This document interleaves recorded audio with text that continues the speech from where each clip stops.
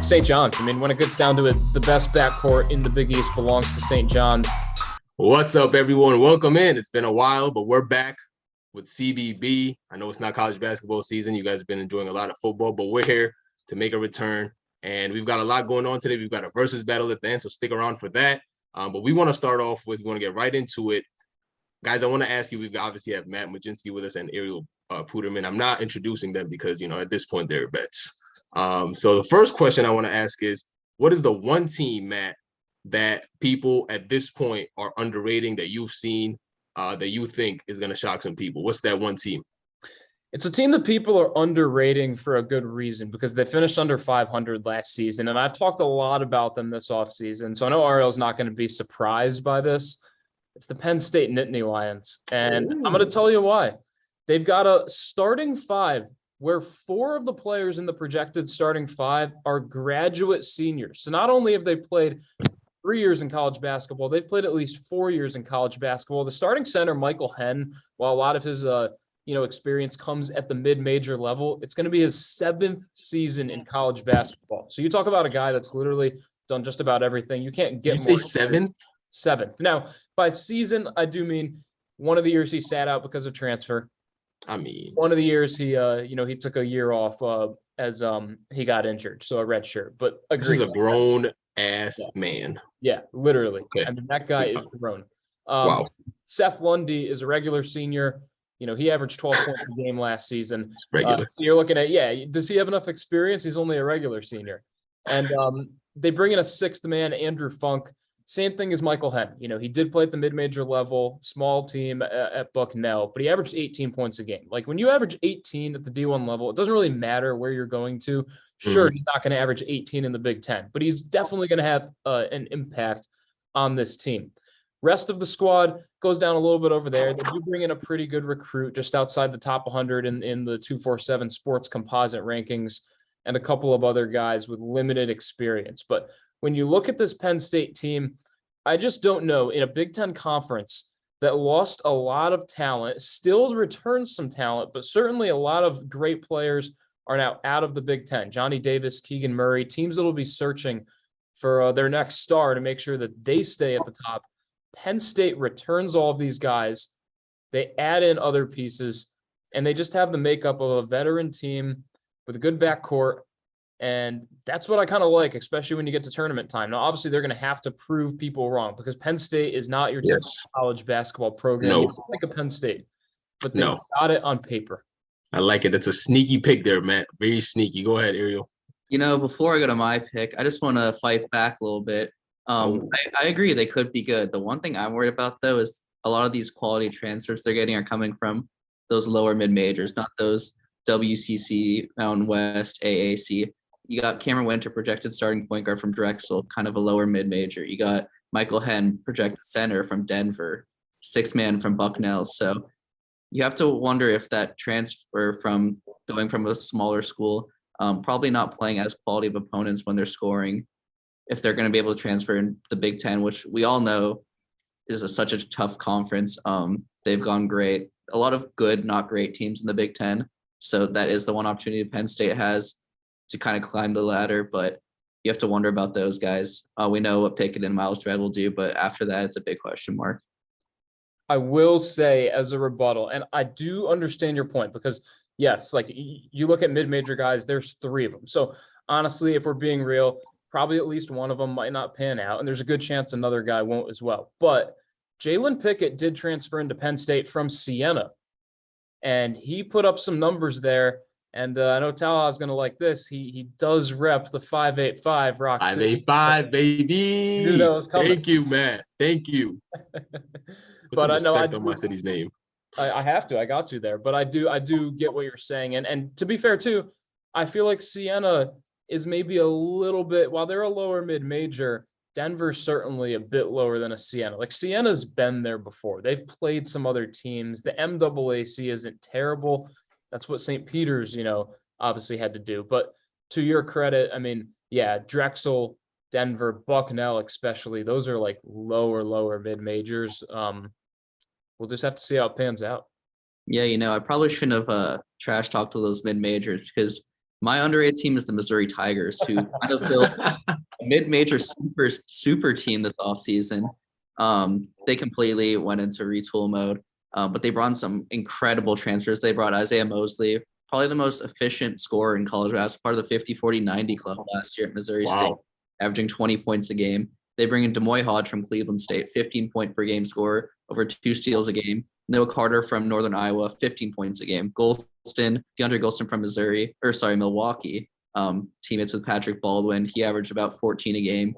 And then you bring a guy who ties them all together, and Nick Honor from Clemson.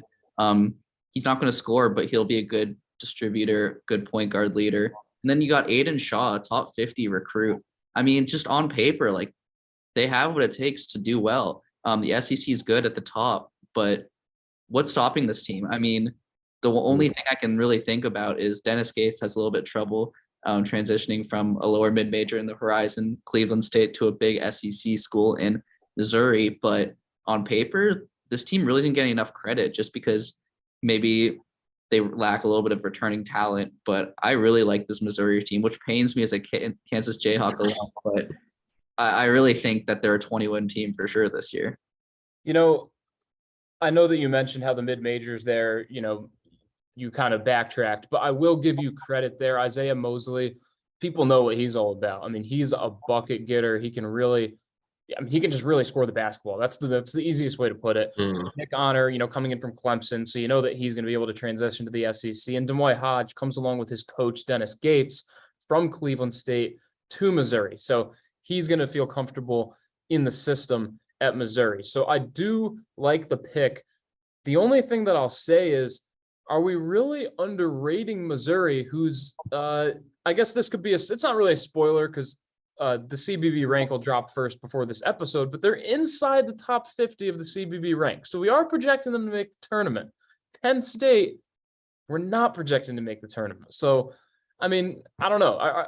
Are you cheating a little bit? Maybe, but I mean, it's all good. Oh, shots fired. I can't just move on like that. Go ahead, Ariel. Yeah, go ahead, man. Go ahead. If we have them just inside the 50, and I think they're a top 25 team, does that make them underrated? That's true. That's a good point. I agree. I think Missouri's a top 25 team. They're probably going to be in my top 25. Ooh. A little bit tinkering. I know that sounds crazy, but I really think they have the team to back that up. And we have them, a little bit of spoiler, but right around the 45 to 50 mark. So I think that they're really, really talented, and they can surprise a lot of people this season. Kind of like they're Creighton last year, they were kind of towards the bottom of the Big East, really overperformed, and now they're a top 5, top 10 team heading into next season just because of last year's performance. I think Mizzou's the same way. Oh, baby. Ariel Puterman with some cojones. Top 25. Okay. All right. Let's obviously move on to the other side of this question. What team? This is my favorite because I hope I hear some good programs here. What is one team, Matt, that the people are overrating? We know this happens all the time in college basketball, all the talks of this team's going to dominate and all this stuff. What is that one team, though, you think that people are overrating a little too much? I'm sorry to do it to my conference. I'm looking at the Providence Friars. I see a Providence team that no longer has Nate Watson, a big part of what happened in Providence, Rhode Island. That alone, a team that kind of skated by last year. I think they were, I would say, one of the more overrated 4 or 5 seeds in the NCAA tournament. When you look at that, you always see a 4 or 5 seed that you're like, this team really isn't. They just had enough of a resume to make it there.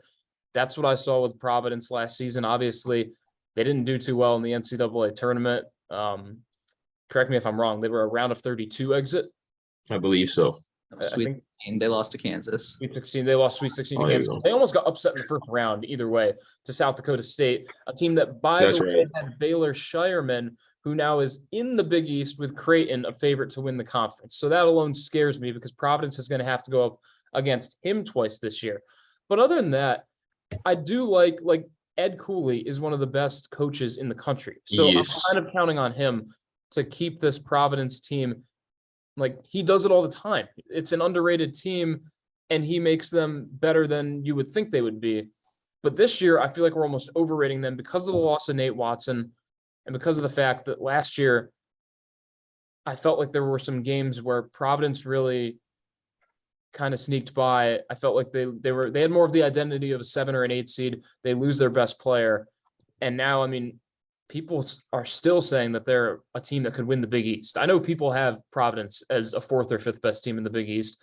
I don't see it. I have them more at 6th or 7th, which isn't a big difference conference-wise, but that's the difference between being an 8 or 9 seed in the NCAA tournament and not even making it at all. So that's kind of where I look at that.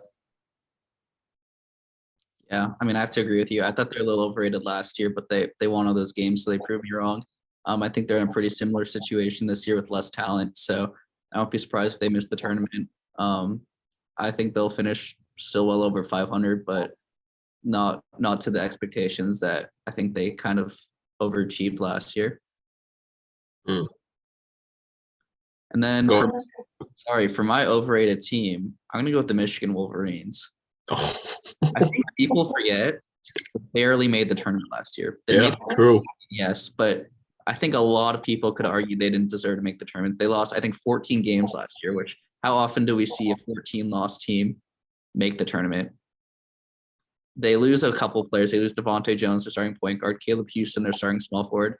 They bring in Jalen Llewellyn, a good player, but that's kind of it. They have a couple 4-star recruits, but no 5 stars, no game changers. Jet Howard apparently is playing like a 5-star in all these summer camps and EYBL things, but who's going to step up besides Dickinson? You know, like we mentioned with the Big Ten, it's a good Big Ten. It's not great. It's good. If you're going to be a top 25 team, you're going to have to separate yourself. I just don't think they have anything besides Dickinson. And even though centers are huge in college basketball, you're the big man, as they say. I don't think he'll have enough to kind of to help them reach their expectations. And I think they'll make the tournament. Don't get me wrong, but I don't think they're going to be a 2 to 5 seed. I think they'll be closer to the 6, 7, 8 line. You know, I can see that. I mean, to play devil's advocate, I feel like the Big Ten this year doesn't really have one team that you know is going to be the top team in the conference. So in that respect, Michigan should be more towards the top than they are toward the bottom. So maybe they could give it a run again. And obviously they're a team that plays well down the end of the season, which is important because that's really how we grade teams is in March Madness, how you do in March Madness. It doesn't matter if you win 30 games in the regular season. If you're out on the first weekend, Kentucky, then, you know, we're not going to respect you the same.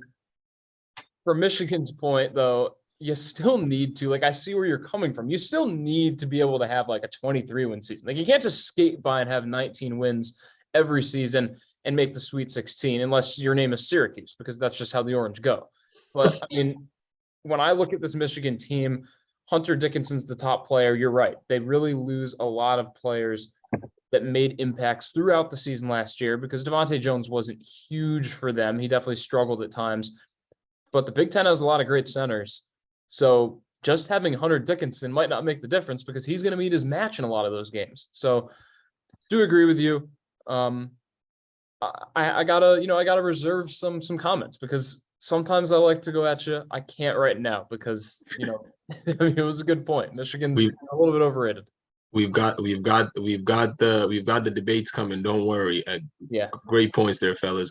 So we already talked about the CBB top 50, I believe, right? That's what is going to be released before this episode. So yeah, within the 51 through the 100 range in the CBB rank, so taking a step back, what team should be inside from that group, the 51 through 100? What team should be inside the top 50? Ariel, I'm going to start with you.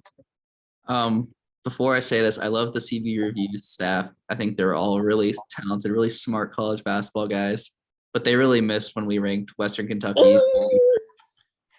I mean, first of all, that's a lot lower than everyone else. Second, I mean, if you look at this team, it's ridiculous. They get Davion McKnight back, 15-point per game score. Jamarian Sharp averaged almost 5 blocks a game. He's 7'5". Good luck scoring in the paint this season if you're playing Western Kentucky. And then bring in a couple really quality transfers. You bring in Christian Lander from Indiana. He didn't really exactly perform as they wanted to. He's a former 5-star, but with a bigger opportunity at Western Kentucky, who knows what we can see from him. And then you bring in Emmanuel Acott, the late addition from Boise State, or I guess Memphis to Boise State, or Boise State to Memphis to Western Kentucky. A little bit of a weird offseason for him. but you can't deny how talented he is and how much of an impact he made on that Boise State team. They also have a few other players who can really be impactful. I think the Conference USA, it's had some good years. There should be some good teams. UAB is looking really solid with Jelly Walker, and North Texas should compete again. But I mean, Western Kentucky, like, wow, look at their roster. That's a Power 5 roster right there. I think they could really be a top 50 team, tournament lock come March. Wow. You know, to give some of the staff credit, I mean, it's tough with some of the mid-major teams. I do agree. They were underrated to start the CBB rank. Obviously, ACOT comes in after we start the CBB rank, so maybe that would have made a little bit of a difference. Although, I don't know. I mean, I still feel like no one was we probably still wouldn't have had them inside the top 55, which was kind of a crime because they clearly, not that they're the favorite to win the Conference USA, because that conference has another great team coming up in our CBB rank, but Western Kentucky's right there. I'm going to go to a team that I feel like people forget about sometimes. I know they lost a few key players this offseason, but doesn't everyone? That's the St. Mary's Gales. We have St. Mary's ranked at 58th in CBB rank, so just outside the top 50. So obviously you could say, okay, they're almost in the top 50. It's not as much as a crime as Western Kentucky, but it kind of is when you get down to it, because this St. Mary's team has the identity of at least a top 45 team in CBB rank. Obviously, Gonzaga overshadows everyone in the West Coast Conference, but Randy Bennett in 22 seasons at St. Mary's has turned this team into a program that rarely finishes below 500, rarely even finishes with under 20 wins in a season. They bring back Logan Johnson, a graduate senior who averaged 12 points, 2.5 assists. He's certainly a playmaker. Alex Dukas shot near 40% from three last year, 10-point per game scorer. Kyle Bowen, who isn't your biggest scorer, but definitely does a lot on the boards as a power forward. They bring in a transfer from Harvard and Mason Forbes. So they do add something there for what they lost. The big key for me here, too, is a sixth man, Aiden Mahoney, 130th ranked player, 4-star in the 247 sports composite rankings. That's not going to blow anyone away, but that's the third highest recruit St. Mary's ever got in the history of their program. So it certainly is something that the West Coast Conference doesn't see all the time outside of Gonzaga. Bringing this all together, St. Mary's always seems to be there, even when on paper, like last year, they had like 13 returning players back. So I know a lot of people were like, St. Mary's is going to be good. I talked to Coach Bennett last year. He gave me some great insight on how that team was going to work. I'm sure he would say the same about this team because he has enough guys coming back. He has a system that's in place. You get coaches that coach for that long, they know what they're doing. So I find it hard to believe that St. Mary's is going to struggle to at least not be on the bubble. I know the West Coast Conference is a 2-bid lock, but they're probably going to have another season around 24, 25 wins and be there. To me, that deserves to be inside the top 50. Yeah, can't argue that. Just sustained success. My only question is who's going to be the guy? I feel like every good college basketball team has the guy, and Tommy Kuzi was the guy last year. But with him gone, who's going to step up? Who do you think that'll be, Matt? It's tough. I mean, like, I'd like to say maybe Alex Dukas, because I know that's not really Logan Johnson's game. Like, he can certainly get points, but it's not really his game to totally take over. But to that point, Kusei only averaged about 12 points a game last season. So while he was their guy, I agree with you there. He was clearly their guy. It wasn't like they're losing like a 20-point per game scorer. I mean, again, Logan Johnson could, but he only took about 10 shots per game last season. So if you're asking him to up that to like 14 or 15 and still be a big-time playmaker, could be a bit of a problem, because at the point guard, they might be starting a sophomore. I'm not even going to try to pronounce his last name, but Augustus Marcialionis. I mean, it's a long name. Hopefully, well, you tried. Yeah. But if Logan Johnson can at least lead the backcourt, I think that the Gales will be just fine. Great points, fellas. Great points. Okay, now it is time for what the people have been waiting for what our mentions have been flooded for. This is the time for the versus battle. We're going to pick two teams. We'll give you a versus. We'll give you an or situation, and then you guys just pick one. Make it quick, kind of like a rapid fire thing, but definitely get your points out there. So the first two teams, and Matt, we'll start with you, and then we'll go back and forth. First two teams, West Virginia or Marquette. Go. West Virginia. Joe Toussaint was one of the biggest impact transfers coming in from Iowa. Eric Stevenson also from South Carolina. They've got a gel, but they have a good team. Ariel. I'm gonna have to agree with you on this. I really like Trey Mitchell. Was the star at UMass. He's gonna get an opportunity to have the same role he had there. And he's really gonna shine under Bob Huggins. Awesome, and I hope we're tallying these down so we can look at the end of the season or what goes down. Okay, number 2, Drake or St. Mary's. I'll go St. Mary's because I really can't change it up. I do think that this is one of the closest battles. Drake has a really good team, but like I mentioned, St. Mary's underrated. Keep an eye on the Gales. I'll go the other way this time. I'll go with Drake. They bring back 4 players who averaged double digits last year. Chemistry always wins. I think Drake's gonna be a really good team this year. He's got some good songs there too, that Drake guy. Never mind. Okay, number 3, Maryland or Wisconsin. I do think that Kevin Willard does a good job in College Park in his first year, but something tells me the Badgers are going to figure it out. Stephen Crowell down low, it just fits along with those Big Ten big men. And look for Jordan Davis, not to have the kind of breakout season Johnny Davis had, but I think he could be in for a much bigger year than last season. Yeah, I'm going to go the other way. Again, I'm going to go with Maryland. I really like the pickup of Jameer Young from Charlotte, really talented scorer, and then the return of Donta Scott. I'm kind of worried about Wisconsin without Johnny Davis or Davidson, just in that really good Big Ten. So I'm going to go with Maryland here. Matt, I want to quickly give you a rebuttal to that because that's a good point. The fact that some of the best players are leaving. Why do you think it will be? Wisconsin. You said. Yeah, right, Wisconsin. For me, real quick, I just think that last season I was not high on Wisconsin at all, and I was completely wrong. So something tells me that even though they do lose Brad Davison, who was one of the most impactful, leaders in the Big Ten, and Jordan Davis, an NBA lottery pick, or Johnny Davis, excuse me, I do think that Wisconsin still brings back enough, and I'm just kind of trusting what they have there. For Willard, year 1 at Maryland could be some ups and downs. I think he'll figure it out, but I do think Maryland has a really good team. I do think they're underrated too, but I think Wisconsin will figure it out a little bit more. Okay. Number 4, we've got St. John's, which is the right answer, by the way, or Rutgers. St. John's. When it gets down to it, the best backcourt in the Big East belongs to St. John's. Yes, I've said it before on Twitter, at Mat Mlodzinski, Posh Alexander, dark horse for the Big East Player of the Year. Adama Sanogo is going to get the odds in his favor. Posh Alexander, you might want to toss 5 or 10 on that. You could come out rich. Dark horse, okay. Yeah, I'm going to have to agree with you on St. John's. I really love their offseason. They picked up Andre Curbelo from Illinois, probably one of the biggest X factors in all of college basketball. We'll see what we get from him. And then David Jones from DePaul took a really big step up last year. I expect him to do it again on the St. John's team. Beautiful. Okay, we're all in agreement, like a happy family. Okay, last one. Make it good. Liberty or VCU? Liberty. Darius McGee is the best show in college basketball. He averaged 25 points per game last season, somehow brought down 4.5 rebounds a game because he's only 5'9" and weighs 180 pounds. Graduate senior, has a chance to finish top 3 all-time in college basketball in three-pointers made. If you can get a Liberty game on your TV, you're going to want to watch it because he's going to go off. Best show in college basketball. Wow. That's a mouthful. Wow. Okay. Yeah, can't argue with that, but I'm going to go with VCU. Mike Rhodes always finds a way to get it done. Always a winner. And then you get Ace Baldwin. I think he had a big step up last year. I think he's going to do it again and turn one of the best players in the conference. So give me VCU there. Also, a quick shout out to Mike Rhodes and Richie McKay, 2 head coaches of those teams who have both appeared on our show. So hopefully we get them on the future as well.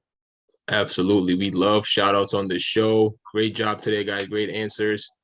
We hope everyone enjoys this episode. This was season 2, episode 4. Please follow us on all social medias at CBB Review, Instagram, Twitter, TikTok, whatever the new thing they got out is now. I don't know. I have no idea. Just follow CBB Review on it. That'll do it for this week's episode. For Matt, the Magic Man Mlodzinski, Ariel Puterman, the Jayhawk, and yours truly. We'll see you next time.